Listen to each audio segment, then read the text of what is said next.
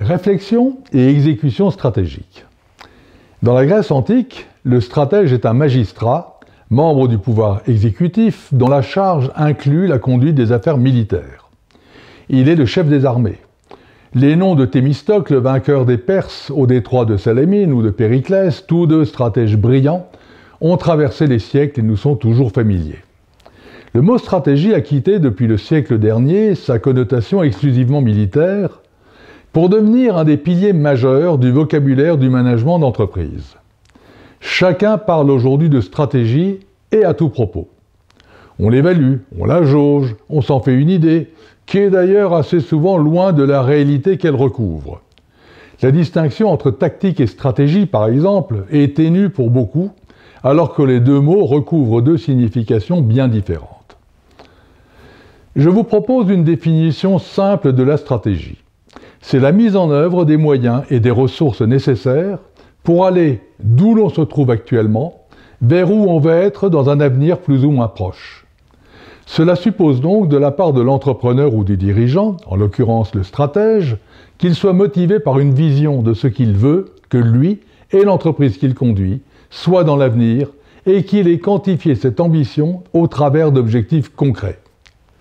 Une fois le but défini, la stratégie est pour l'essentiel un chemin qui se suit en fonction des choix opérés, en réponse aux trois questions majeures. Qui, à quel client nous adressons-nous? Quoi, quel produit ou service leur proposons-nous? Comment, de quelle manière faisons-nous mieux que nos concurrents? La tactique, elle, va consister à interagir au jour le jour avec les inconnus et les surprises de l'exécution stratégique. Car, et c'est là toute la difficulté d'une stratégie, si le but reste toujours le même et le chemin une succession de choix, c'est l'exécution qui en fera le succès.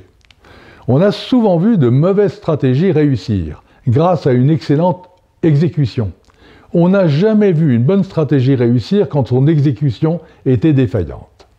L'un des exemples de stratégie particulièrement réussie est celle de Michelin. En 1912, André Michelin décide de rendre publique sa vision du rôle de la compagnie. Nous ne faisons pas des pneus, nous aidons les voyageurs à se déplacer.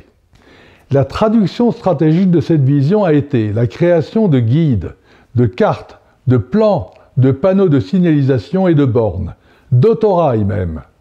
Plus de 100 ans après, Michelin fait toujours le même métier, poursuit la même vision et sa stratégie se déroule toujours aussi simplement. Mais comme toute stratégie se fonde aussi sur la maîtrise d'un rapport de force, il est nécessaire qu'elle évolue au rythme auquel le chef d'entreprise reçoit des informations nouvelles. C'est pourquoi le stratège, dont la vision ou le but reste une constante, doit savoir en adapter l'exécution et se révéler aussi bon tacticien au fil des obstacles qu'il rencontre sur sa voie. Car, comme le constatait à son détriment Napoléon, il n'y a que deux espèces de plans de campagne, les bons et les mauvais. Les bons échouent presque toujours par des circonstances imprévues qui font souvent réussir les mauvais. À bientôt!